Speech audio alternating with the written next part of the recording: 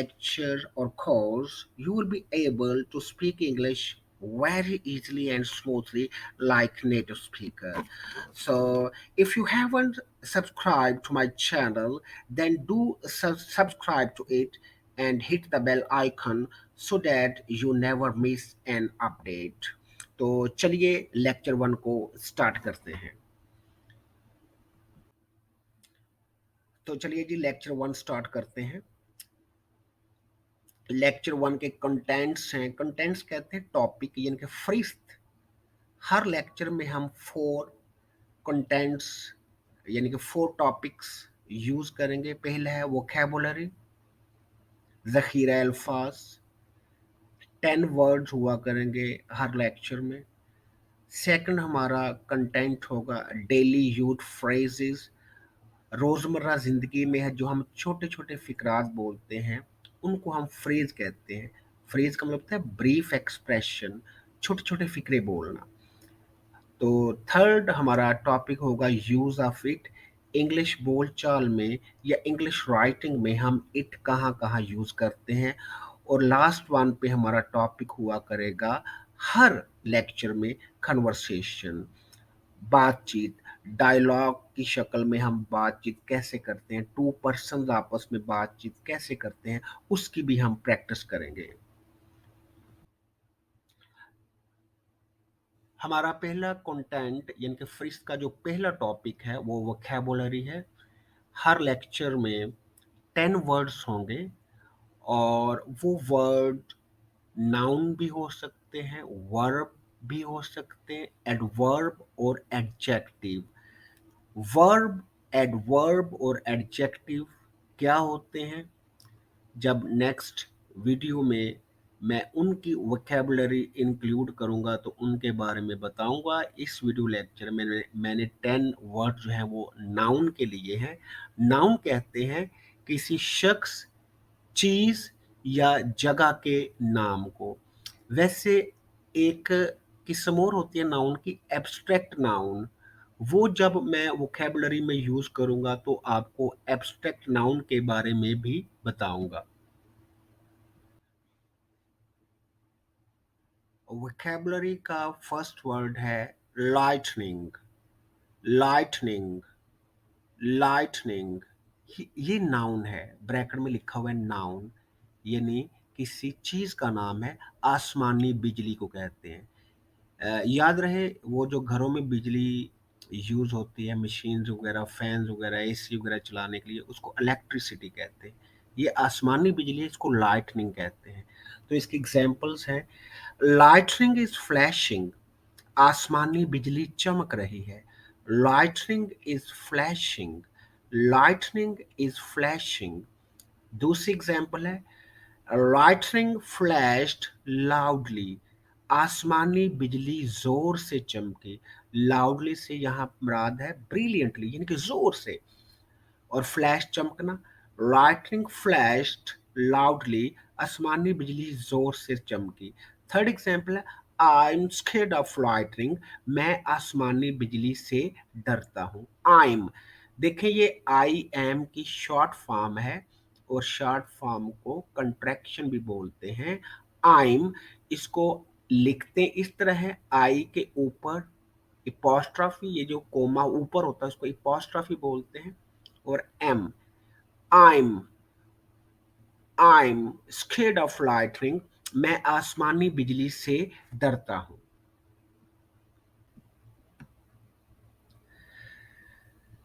Island, island कहते हैं जजीरा।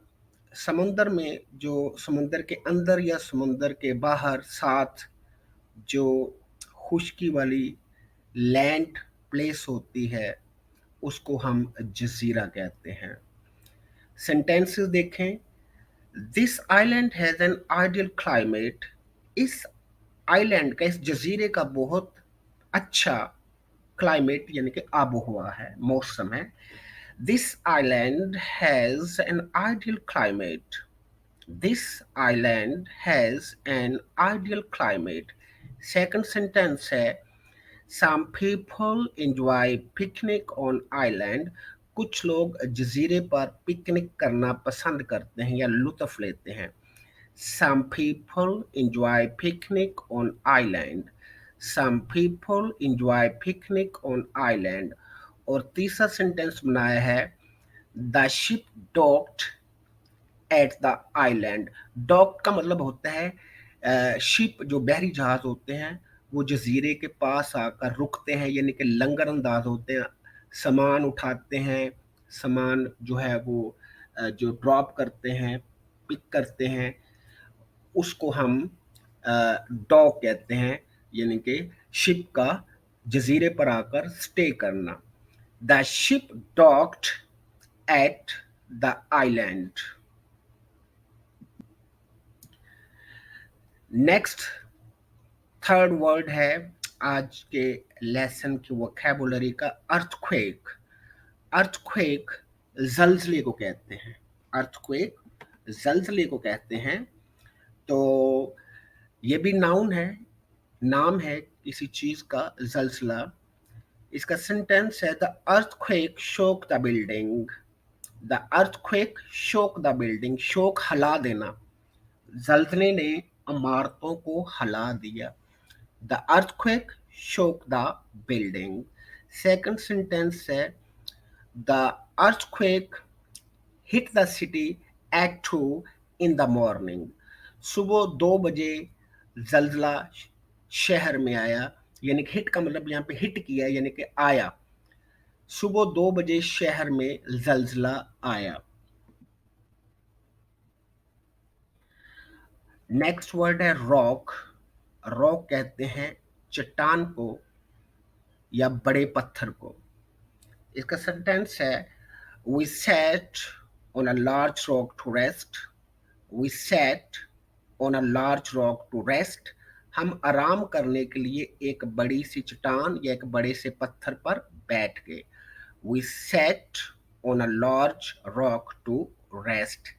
Second sentence है mountains and cliffs are formed from rocks. पहाड़ और क्लिफ्स कहते हैं जो बड़ी बड़ी पथरीली चट्टानें होती हैं, वो ये रॉक से बनती हैं, यानी कि पहाड़ और बड़ी बड़ी पहाड़ियां रॉक से बनती हैं, चट्टानों से बनती हैं। नेक्स्ट वर्ड है फेबल। ये भी नाउन है। छोटे पत्थर को कहते हैं कैंकर या छोटा पत्थर। ये देखें छोटे पत्थर है, छोटे छोटे। तो सेंटेंस है the stream was filled with pebbles. नदी, स्ट्रीम कहते हैं नदी, नदी छोटे छोटे पत्थरों से फील्ड भरी हुई थी। The stream was filled with pebbles. The stream was filled with pebbles. दूसरा सेंटेंस है इसका ही threw a pebble in the water. उसने पानी में एक छोटा पत्थर फेंका। He threw a pebble in the water. उसने पानी में एक छोटा पत्थर फेंका।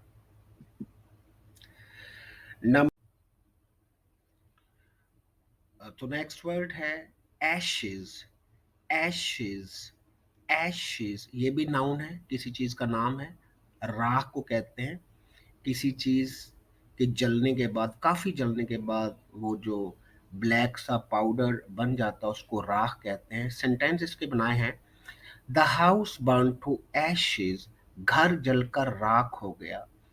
The house burn to ashes. घर जलकर राख हो गया। The house burn to Ashes.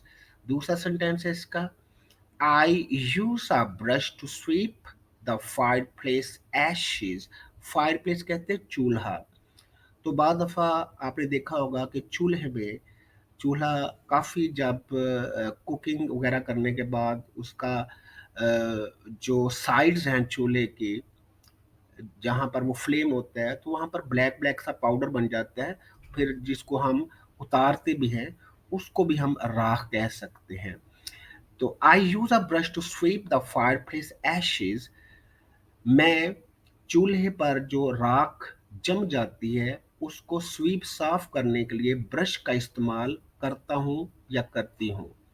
I use a brush to sweep the fireplace ashes. Seventh vocabulary का वर्ड है पूल। ये भी नाउन है, नाम है किसी चीज का। तालाब या जोहड़ को कहते हैं। स्विमिंग पूल, तालाब। तो एक जोहड़ भी होता है जो बारिश की वजह से पानी इकट्ठा हो जाता है। वो डर्टी वाटर हो या साफ वाटर हो, दोनों को हम जोहड़ कह सकते हैं। जो बारिश वगैरह की वजह से या ड्रेनेज की वजह से जो पानी इकट्ठा हो जाता है उसको भी पूल कहते हैं। तालाब और जोहर। सेंटेंस इसके बने let's bath in the pool. आओ तालाब में नहाएं। Let's bath in the pool. आओ तालाब में नहाएं। Let's bath in the pool. और सेकंड सेंटेंस इसका बनाया है the children surprised and played in the pool all afternoon. Splashed का लगता है पानी या छींटे उड़ाना। बच्चे तमाम दोपहर, ऑल आफ्टरनून, तमाम दोपहर तालाब में खेलते रहे और छींटे एक दूसरे पर जो पानी का छिड़काव करते रहे। The children surprised and played in the pool all afternoon.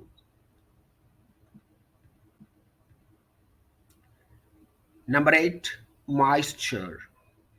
Moisture, moisture ये भी नाउन है, किसी चीज का नाम है, नमी को कहते हैं।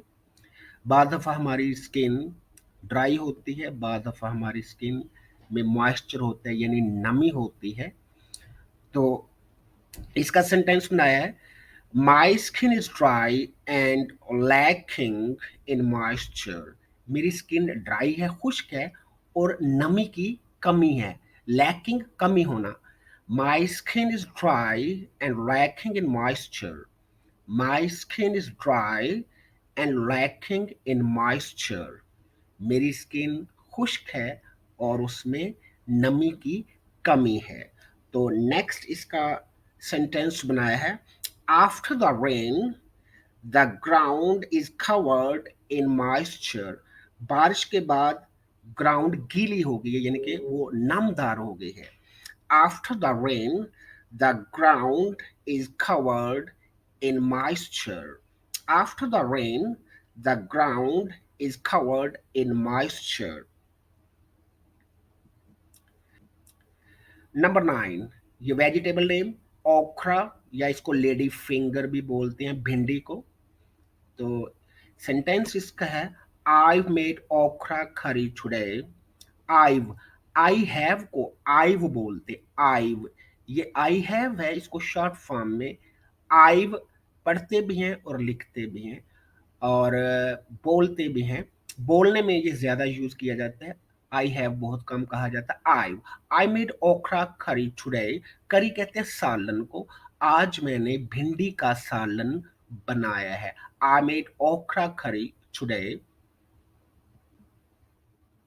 नंबर 10, ये भी वेजिटेबल है, स्पिनच। स्पिनच, स्पिनच ये भी नाउन है, किसी चीज का नाम है यानी कि सब्जी का नाम है। पालक। इसका सेंटेंस है spinach and meat is my favourite dish. पालक गोश्त मेरी पसंदीदा डिश है।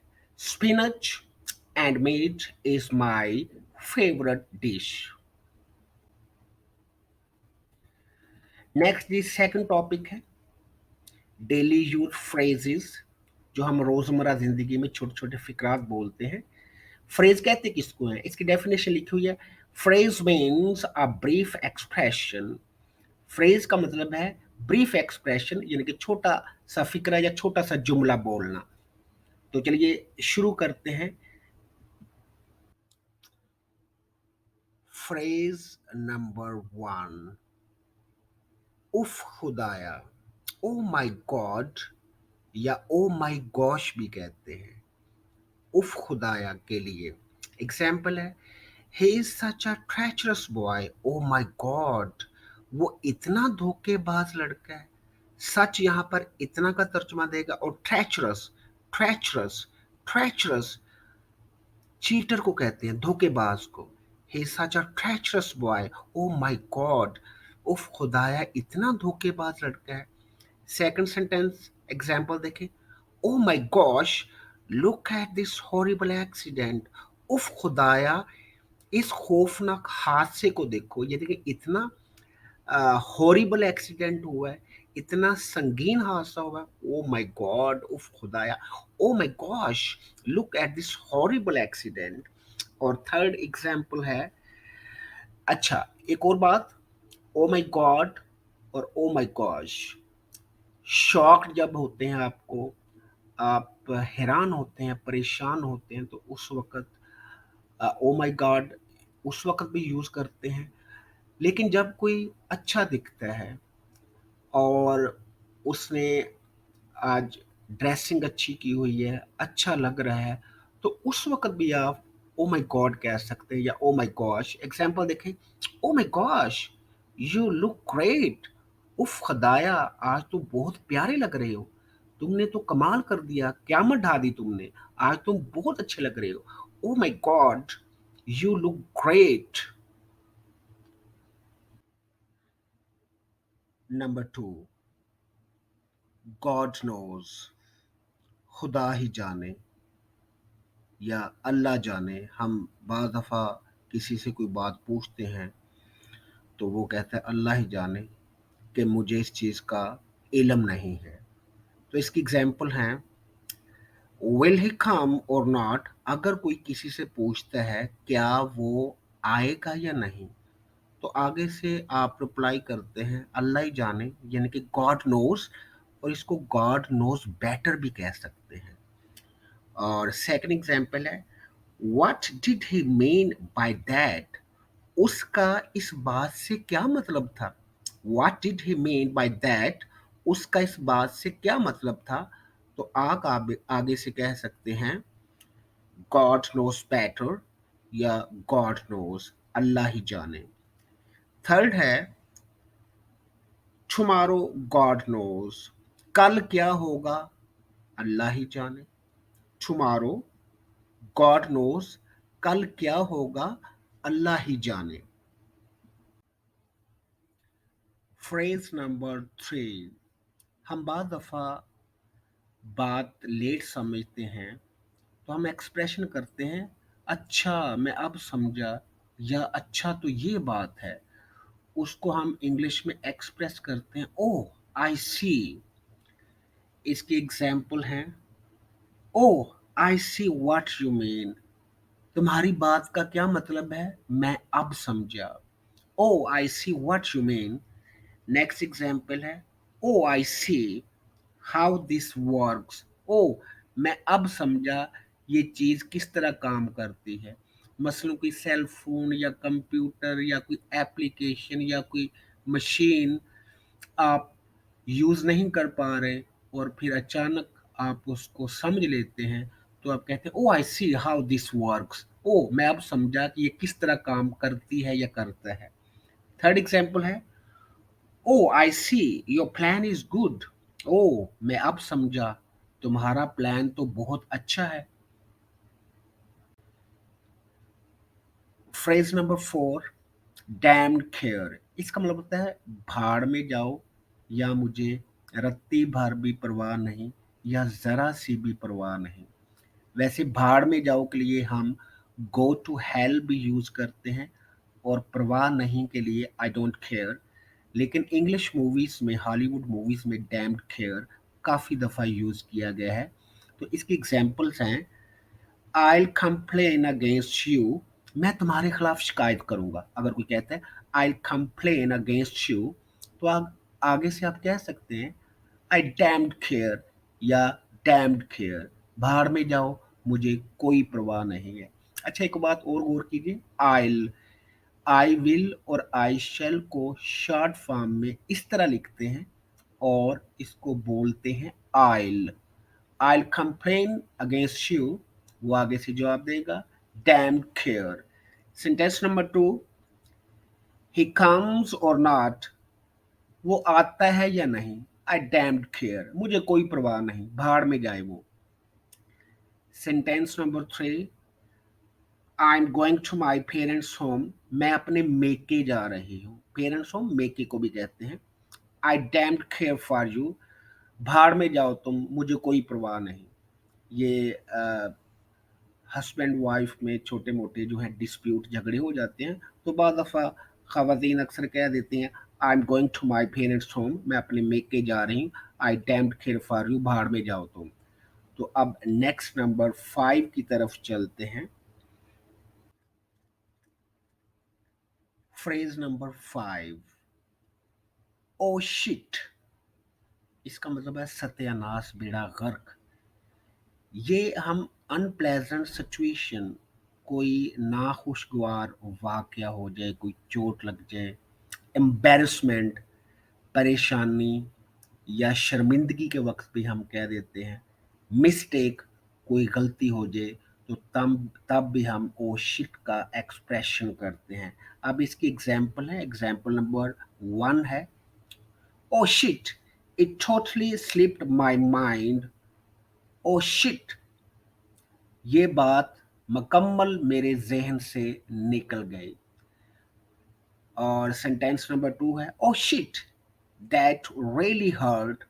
आपको कोई चोट लग जाती है, दरवाजे पर ठोकर लग जाती है, या चूल्हा जलाते वक्त फॉर एग्जांपल हाथ थोड़ा सा माचिस की डिब्बियाँ जलाते वक्त हाथ जल जाता है, तो आप कहते हैं oh shit that really hurt.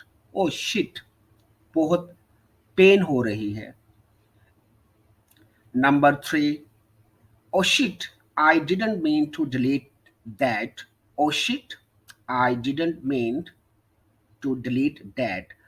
आप कंप्यूटर या मोबाइल में कोई फ़ोल्डर या कोई पिक्चर या कोई ऐसी आइटम जो आप डिलीट नहीं करना चाहते थे लेकिन वो सेलेक्ट होकर डिलीट हो गई, तो आप उस वक़्त कह सकते हो, shit I didn't mean to delete that. मेरा इसको डिलीट करने का मकसद नहीं था, यानी मैं इसको डिलीट नहीं करना चाहती थी, सत्यानाश, ओह शिट। इंग्लिश बोलचाल और इंग्लिश राइटिंग में हम इट का इस्तेमाल कहाँ-कहाँ करते हैं, तो चलिए पढ़ते हैं। इसके 5 यूजेस हैं, 5 इस्तेमालात हैं इसके। तो चलिए इनको वन बाय वन डिस्कस करते हैं। यूज ऑफ इट का use number 1, for time, weather, day and date. Time बताना हो, मौसम बताना हो, दिन बताना हो कि सैटरडे, संडे, मंडे, डेट बतानी हो, तो हम सेंटेंस का आगाज इट से करते हैं। मसलन आपसे कोई पूछता है क्या टाइम हुआ है, तो आप कहते हैं इट्स 8 o'clock, 8 बजे हैं। इट का यहाँ पर कोई तर्जमा नहीं है, लेकिन ये लगाते हैं time, weather, date and day के लिए। इट्स 4:40 PM, शाम के 4:40 हो गए हैं। इट्स वेरी हॉट टुडे, आज बहुत गर्मी है, ये वेदर के मतलब है। इट्स वेरी कोल्ड टुडे, आज मौसम बहुत सर्द है। इट्स वेरी प्लेजेंट टुडे, आज मौसम बहुत अच्छा है। प्लेजेंट अच्छे मौसम को भी कहते हैं। तो नेक्स्ट एग्जांपल है, इट्स फ्राइडे टुडे। अगर आपसे पूछता है व्हाट डे इज टुडे, तो आप कहते हैं इट्स फ्राइडे या it's Friday today. It's may 8 today, आज मई की 8 तारीख है। इट्स 14th of August, आज 14 अगस्त है। तो इसका मतलब हुआ time, weather, day and date के लिए हम सेंटेंस का आगाज इट से करते हैं। Number 2, when somebody ask who you are. जब कोई आपसे पूछता है कि कौन हो तुम, आप कौन हैं। एग्जाम्पल, मैं सिचुएशन आगे आपके सामने रख रहा हूँ। मसलन आप फ़ोन कॉल पर हैं, तो आप कहते हैं हुज़ देयर, या वो आपसे कहता है हुज़ देयर, कौन बोल रहा है, तो आप कहते हैं इट्स आई, ये मैं हूँ, या इसको इट्स मी भी कह सकते हैं। इट्स मी और इट्स आई दोनों ठीक है। अगर दरवाज़ा नॉक हुआ है, तो आप पूछते हैं हु इज आउटसाइड, तो अगर वो ज्यादा हैं तो वो कहेंगे इट्स वी या इट्स अस, ये हम हैं। या अपना नाम भी वो ले सकता है, इट्स इब्राहिम, मैं इब्राहिम हूँ। यानी कि डोर नॉक हुआ है या फोन कॉल पर कोई पूछता है, या एक और सिचुएशन, मसलन क्लास में मैंने किसी से, बच्चों से क्वेश्चन पूछा, किसी एक बच्चे की आवाज़ आई, मुझे नहीं पता चला कि किसने जवाब दिया है, तो मैं कहता हूँ who has answered this question, your question, your answer is correct. तो वो बच्चा कहता है सर इट्स मी या इट्स आई, ये मैं हूँ जिसने जवाब दिया है। इट का number 3 use, in place of noun small animal, insects भी इसमें आ जाते हैं, वो मिस हो जाता है, कीड़े मकोड़े इंसेक्ट्स, और स्मॉल बेबीज, दूध पीते बच्चे, शीर खार बच्चे, उनके लिए भी हम इट यूज करते हैं। एग्जाम्पल देखें, I'll not buy this mobile because it's costly, मैं ये मोबाइल नहीं खरीदूंगा क्योंकि ये कॉस्टली है, महंगा है। देखिए आइल, आई विल और आई शैल की जगह हम आइल लिखते हैं और पढ़ते भी आइल हैं। आई के बाद कोमा है, उसको अपॉस्ट्रोफी कहते हैं, और उसके बाद double L, I'll. I will or I शैल को लिखते इस तरह है और पढ़ते हैं I'll. I not buy this mobile because it's costly. देखिए ये जो आगे इट है, इट्स, ये भी इट इज की शॉर्ट फॉर्म है, और इंग्लिश बोलचाल में ये शॉर्ट फॉर्म बहुत चलती है। इस शॉर्ट फॉर्म को कंट्रैक्शन कहते हैं। इट्स, इट इज को लिखा गया और ये कलर ग्रीन में लिखा गया है ताकि आपको पता चल जाए कि ये मोबाइल की जगह यूज किया गया। देखिए अगर ऐसे हम बोले I not buy this, I not buy this mobile because mobile is costly, तो दो दफा हमें मोबाइल लगाने की क्या जरूरत है। तो हम इस, ये जो चीज या कोई नाम रिपीट होता है उससे हम अवॉइड करने के लिए आगे इट लगा देते हैं।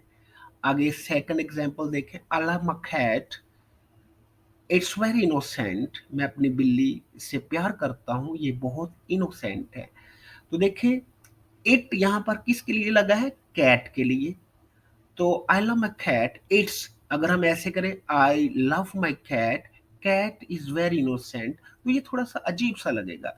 तो हम जो रिपीट नहीं करते होते नाउन को, उसकी जगह हम प्रोनाउन लगा देते हैं। इट प्रोनाउन है, नाउन की जगह ये यूज किया जाता है। एक बात याद रखिएगा, ये जो एनिमल होते हैं, वाइल्ड एनिमल, खूंखार, उनके लिए हम ही और शी जेंडर के हिसाब से यूज कर सकते हैं।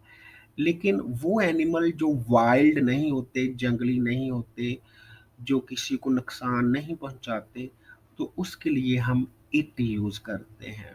और इसके अलावा एग्जाम्पल नंबर 3 देखें, the baby is crying, it must be hungry, बच्चा रो रहा है, ये जरूर भूखा होगा। तो शीरखार बच्चों के लिए भी हम इट का यूज कर सकते हैं। अगर हम इस सेंटेंस को ऐसे करें, the baby is crying, baby must be hungry, तो हमने बेबी को दो दफा लाजमी लिखना है या बोलना है, तो उसकी जगह हम इट यूज कर देते हैं और सेंटेंस की ये खूबसूरती में इजाफा करता है। Use of it number 4, for emphasis, stress before noun और pronoun, जोर देने के लिए जब आप नाउन या प्रोनाउन से पहले इट लगाते हैं तो आप किसी बात पर जोर देकर अ, उस बात को एक्सप्रेस करते हैं। मसलन आपसे कोई पूछता है तुम्हारी मदद किसने की, तो आप जोर देकर कहते हैं it's Ali who help me, ये अली ही था जिसने मेरी मदद की थी। इट्स, इट इज को शॉर्ट फॉर्म में इट्स लिखते हैं और पढ़ते हैं it's Ali who help me, ये अली ही था जिसने मेरी मदद की। देखिए यहाँ पर लिखा हुआ है नाउन और प्रोनाउन। जो किसी का नाम होता है ना, मसलन अली, ये नाउन है। अली की जगह अगर मैं ही कर दूं तो ये प्रोनाउन होगा। मसलन मेरा नाम माजिद है, माजिद नाउन है, अगर मैं माजिद की जगह अपने आप को कहता हूँ आई एम योर टीचर, तो आई जो है यहाँ पर प्रोनाउन होगा। नाउन और प्रोनाउन से पहले जब इट लगता है तो किसी बात को जोर देने के लिए उसको एक्सप्रेस करते हैं। अब दूसरी एग्जाम्पल देखिए, it was he it was he who broke the window. ये वही था जिसने खिड़की तोड़ी थी। It was he who broke the window, ये वही था जिसने खिड़की तोड़ी थी। आप जोर दे के कह रहे हैं ये वही था, इसके अलावा कोई नहीं था, ये वही था जिसने खिड़की तोड़ी थी। अब एग्जाम्पल नंबर 3 देखें, it was we who saved you from robbers. ये हम ही थे जिन्होंने तुम्हें डाकुओं से बचाया था। It was we who saved you from robbers. It was us भी लगा सकते हैं, कई लोग अस लगाते हैं और कुछ लोग वी लगाते हैं, लेकिन वी ज्यादा बेटर है। It was we who saved you from robbers. ये हम ही थे और कोई नहीं था, ये हम ही थे जिन्होंने तुम्हें डाकुओं से बचाया था। Use of it number 5, how much time has passed. अगर कोई आपसे पूछता है कि फलां काम किए हुए या फलां शख्स से तुम्हें मिले हुए कितना अरसा बीत चुका है, कितना टाइम बीत चुका है, तो आप उस वक्त भी इट से सेंटेंस स्टार्ट करेंगे। मसलन एग्जाम्पल नंबर 1 है, it has been 3 months to me studying. मुझे पढ़ते हुए 3 महीने हो गए हैं। मसलन आपसे कोई पूछता है कि आपको कितना अरसा हो गया पढ़ते हुए, आप आगे से जवाब देते हैं, it has been 3 months to me studying. मुझे पढ़ते हुए 3 माह हो गए हैं। पढ़ते हुए यानी कि मैं अभी भी पढ़ रहा हूँ। सेकंड सेंटेंस देखिए, it has been 3 months to me having studied. मुझे पढ़े हुए 3 माह हो गए हैं। देखिए, पहले और दूसरे सेंटेंस में थोड़ा सा फर्क है। दूसरे में हमने लिखा है हैविंग स्टडीड, यानी कि पढ़े हुए, यानी कि अब मैं पढ़ता नहीं हूँ, मुझे पढ़े हुए 3 माह हो गए हैं। और पहले सेंटेंस में है मुझे पढ़ते हुए 3 माह हो गए हैं, यानी कि मैं अब भी पढ़ रहा हूँ। और इसकी थर्ड एग्जाम्पल है, it's been a long time since I सा हर। उसे देखे हुए मुझे काफी अरसा हो गया है। मसलन आपसे कोई पूछता है तो उसे देखे हुए तुम्हें कितना अरसा हो गया है, तो आप कहते हैं it's been a long time since I सा हर।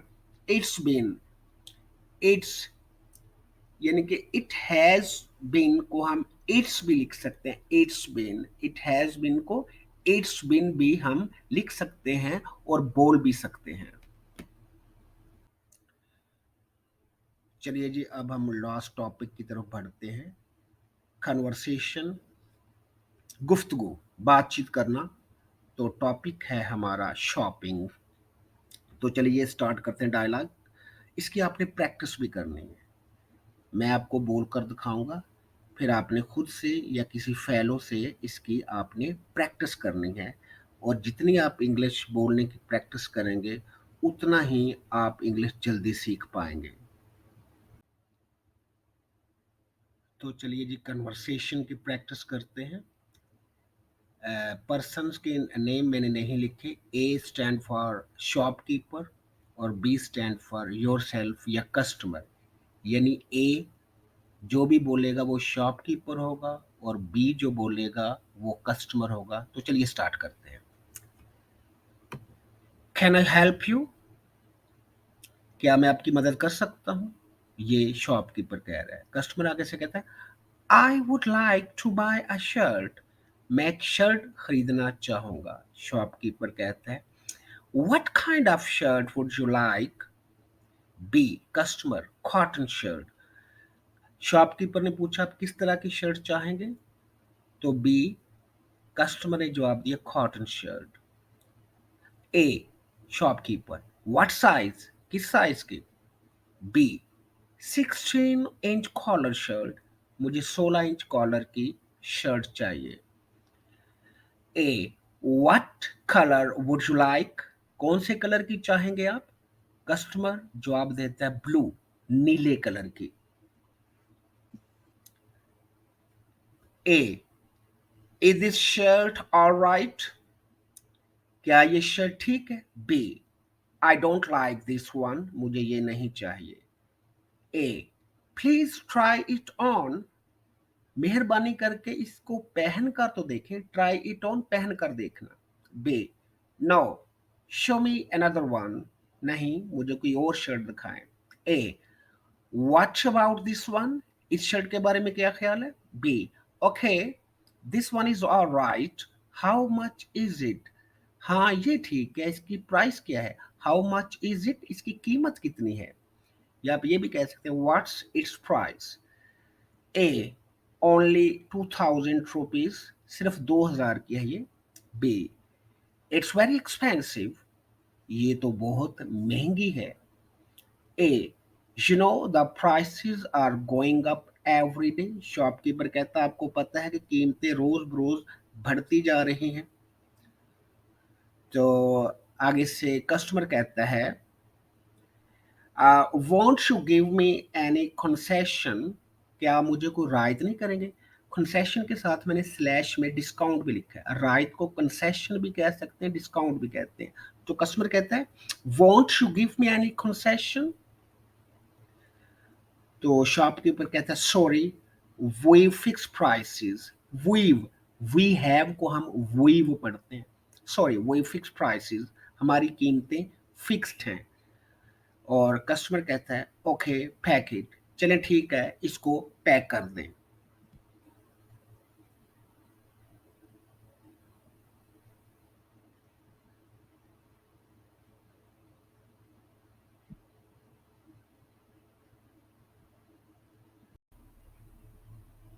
इसके साथ ही हमारे स्पोकन इंग्लिश लेक्चर 1 का एंड हुआ। तो जब तक सेकंड लेक्चर अपलोड नहीं होता आप इस लेक्चर की प्रैक्टिस कीजिएगा। देखिए, बिलीव में इंग्लिश बोलना कोई मुश्किल काम नहीं है, इट नीड जस्ट प्रैक्टिस। आप प्रैक्टिस करें अपने किसी फेलो के साथ, घर में किसी फैमिली मेंबर के साथ। तो जो जो आप प्रैक्टिस करते जाएंगे इंग्लिश बोलना आपके लिए आसान होता जाएगा। तो जब तक सेकंड लेक्चर अपलोड नहीं होता, see you till then, take care, have a wonderful time, bye bye.